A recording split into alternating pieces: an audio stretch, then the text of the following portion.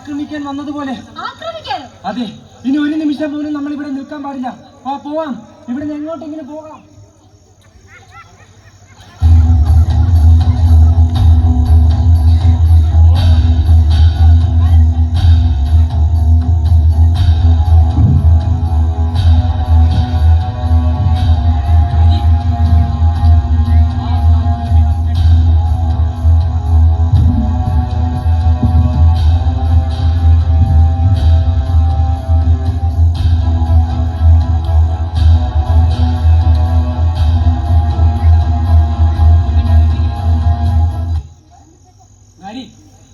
ആ നിധി നമ്മൾക്ക് കൈക്കലാക്കാൻ വേണ്ടി ആദ്യം ഈ ഗ്രാമത്തെ നശിപ്പിക്കണം. നശിപ്പിക്കൂ, സമയം ഒട്ടും കളയണ്ട.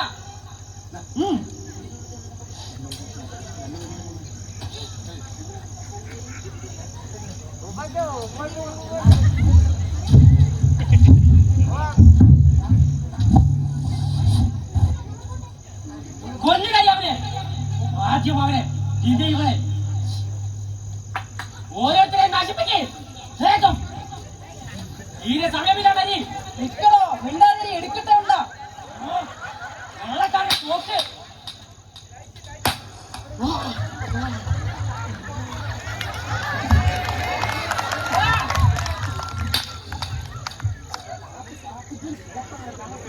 വേണ്ട വേണ്ട, എനിക്ക് വേണം.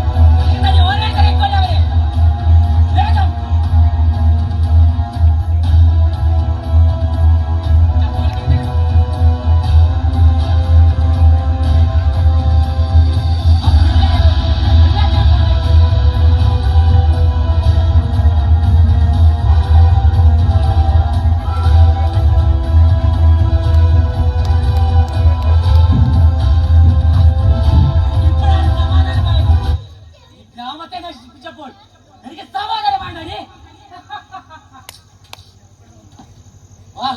നമുക്ക് പോവാം.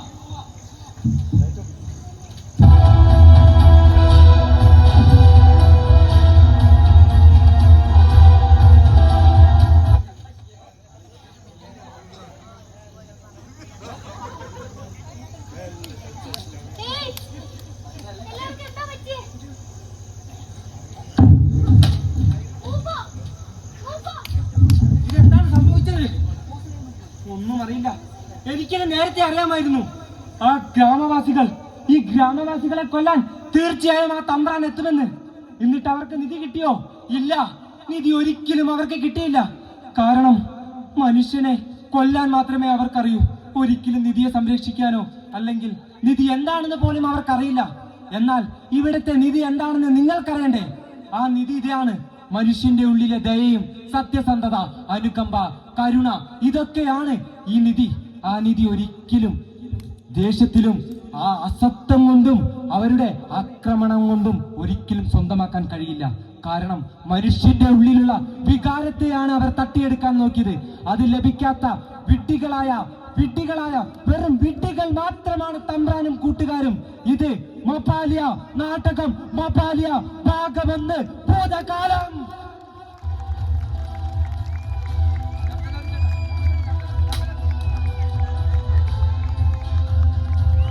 കഥ